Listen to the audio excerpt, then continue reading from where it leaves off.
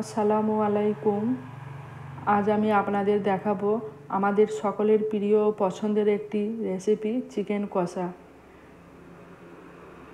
আসুন শুরু করা যাক রান্নাটা। এখানে গ্যাস ওভেনের মধ্যে আমি হাঁড়িটা ভালো করে গরম করে নিয়ে এর মধ্যে দিয়ে দিয়েছি একটা মিডিয়াম কাপের 1 কাপ সরিষার তেল। তেলের মধ্যে ফোড়ন দিলাম গোটা মশলা, 2টো এলাচ, সামান্য একটু দারুচিনি ও তেজপাতা। তারপরে দিয়ে দিয়েছি 3টে বড় সাইজের পেঁয়াজ কুচি। পেঁয়াজটাকে ভালো করে একটু নেড়ে চেড়ে নিলাম।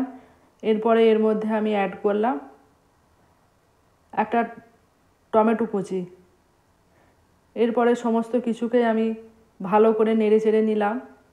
দিয়ে দিলাম 1 চামচ নুন। নুনটা দেওয়ার ফলে পেঁয়াজ টমেটো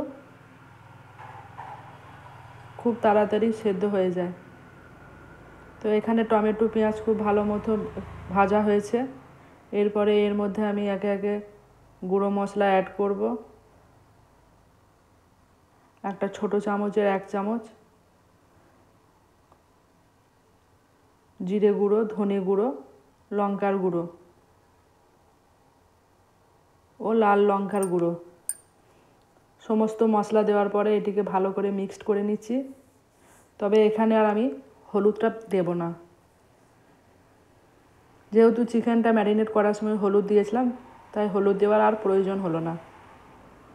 দিয়ে দিয়েছি 1 চামচ আদা রসুনের পেস্ট।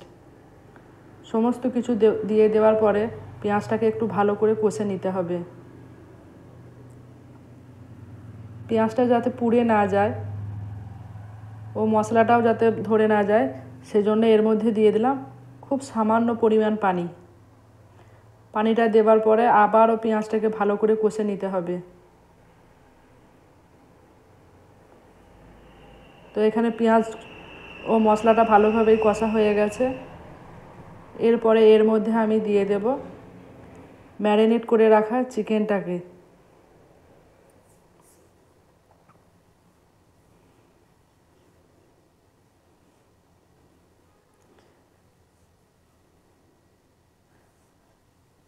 চিকেনটা দেওয়ার পরেও এটিকে ভালো করে এপিট ওপিট করে নেড়ে চেড়ে নেব।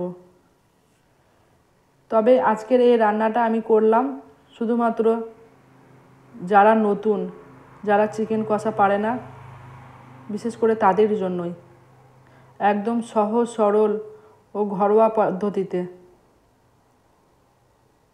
তো এখানে চিকেনটাও ভালো মতো কষেছি।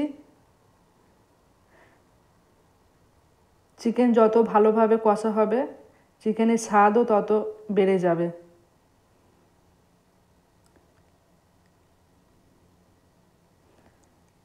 এখানে চিকেনটাকে সেদ্ধ হবার জন্য আবারও এর মধ্যে দিয়ে দিলাম পরিমাণ মতো পানি।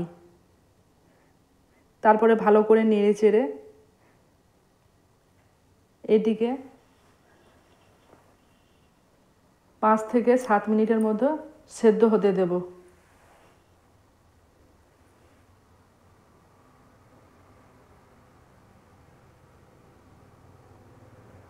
তো এখানে চিকেনটা মোটামুটি ভালোভাবেই কষাও হয়েছে ও সেদ্ধও হয়ে গেছে। এরপরে এর মধ্যে দিয়ে দেব কুচানো ধনেপাতা।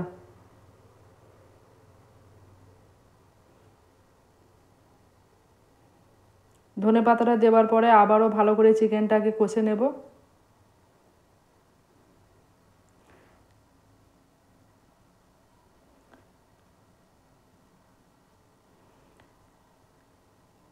এরপরে দিয়ে দিলাম পরিমাণ মতো পানি। তবে খুব বেশি পানিটা দেবো না, চিকেনের কষাটা একটু বেশ গ্রেভি টাইপের হবে। তো এটিকে আবারও 5 থেকে 7 মিনিটের মতো ঢাকনা দিয়ে ঢেকে দেবো। 5-7 মিনিট ফিরে এসে দেখায়।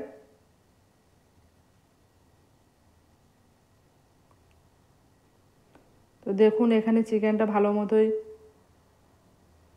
রান্না হয়ে গেছে। এবার এটিকে প্লেটের মধ্যে সার্ভ করব।